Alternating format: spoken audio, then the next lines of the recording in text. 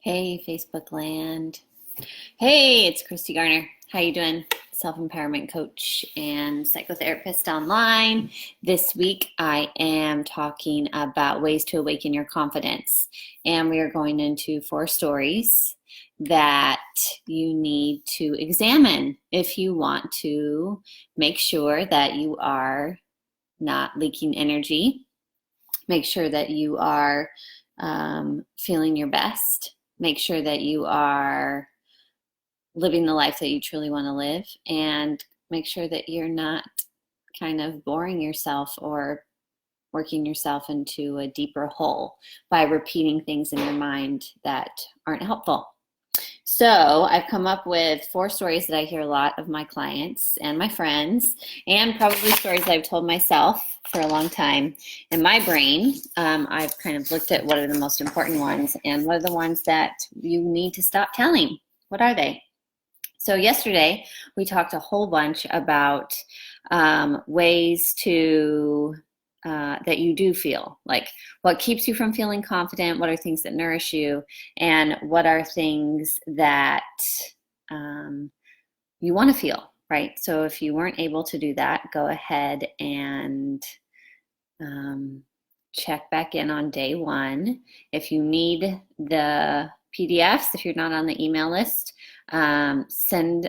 just drop me a comment below and I'll send them over to you, or I'll put in the link to get on the emails. I'm just going to share this to my page so you guys know I'm live talking about day 1 story. To stop telling yourself so you can feel more confident.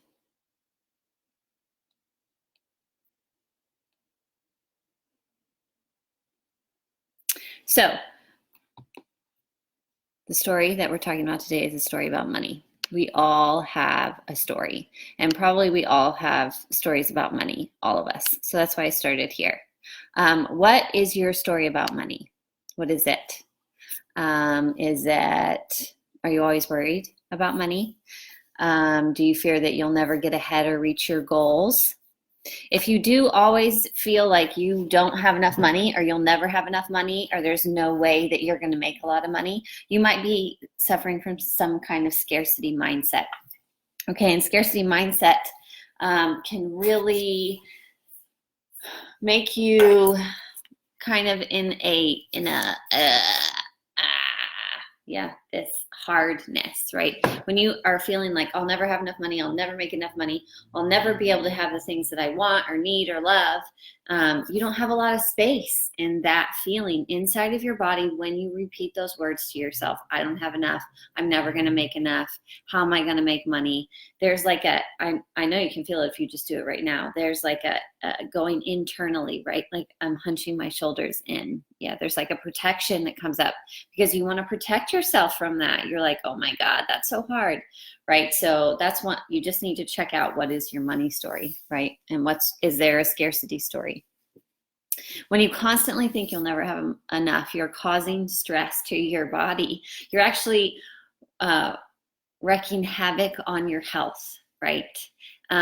So stress produces high levels of adrenaline and cortisol into your body. When you start thinking thoughts like that you'll never have enough, you'll never get ahead, how are you going to make money, you start to turn off the feelings of ease. You turn off the neurotransmitters that secrete the positive feelings in your body, the oxytocin that makes you feel connected to people and things, the ways that you are creative, right?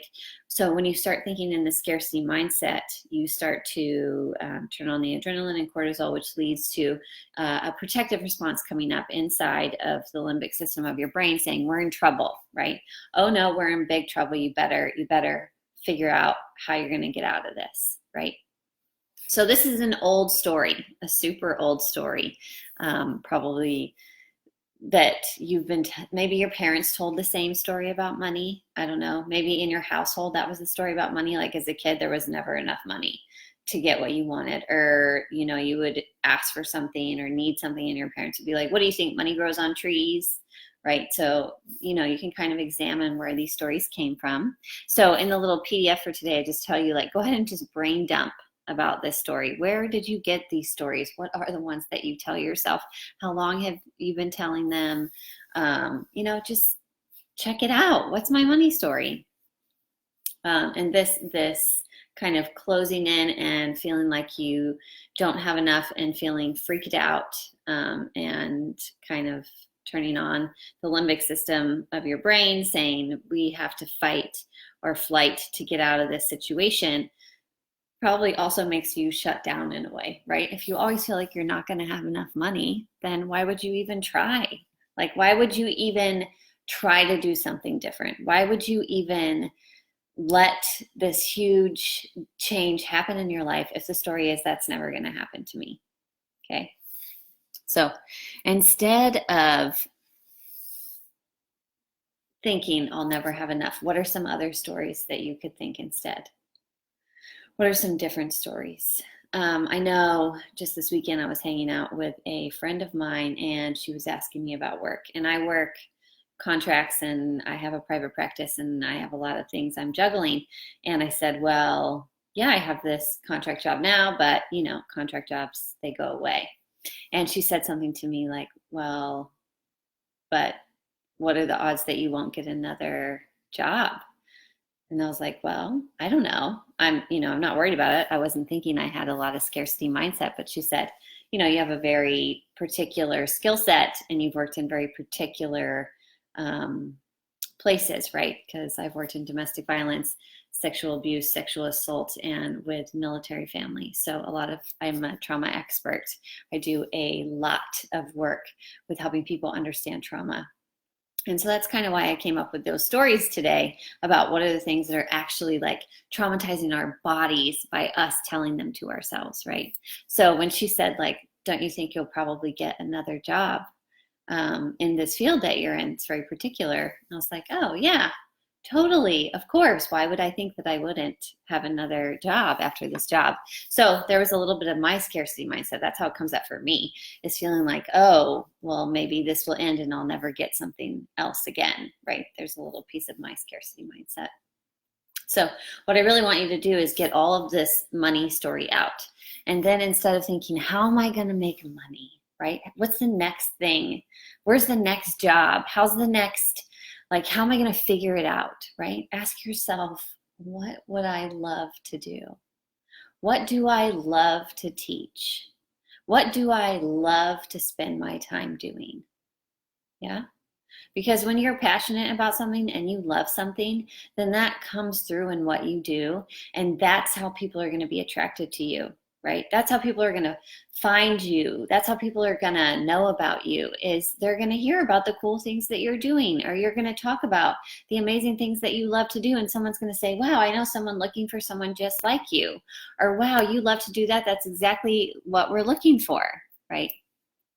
So really, instead of focusing all of your time and attention on how am I going to make money, ask yourself, how am I going to spend my time doing what I love? What is it that I love to do, and how do I want to teach that?